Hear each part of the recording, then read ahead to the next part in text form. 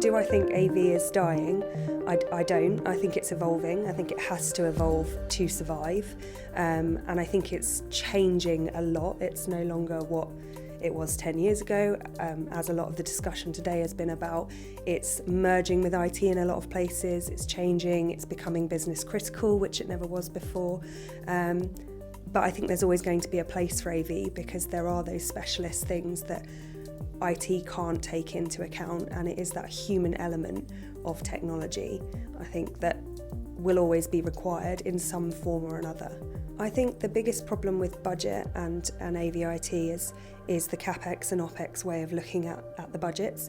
I think a lot of AV budget sits in the CAPEX sphere, and then it leads people to only think about AV when they've got a new project coming up or when they have a big refresh happening. And really it needs to be moved into the OPEX sphere so that everyone's thinking about it in that continual life cycle, that it is part of your day-to-day business and you need to be budgeting for it year-round, no matter when.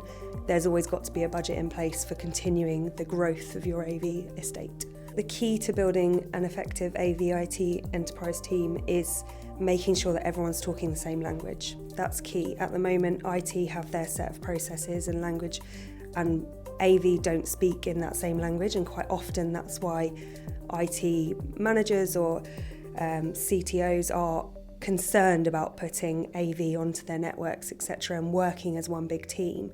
However, if we structure our processes to make sure that we can look after AV as a business critical service, it allows you to work in partnership with the IT teams and become one large sort of monolith of working together to make technology in general work for the users. There's such a spectrum of where people from an end user perspective sit in the AV and IT integration model.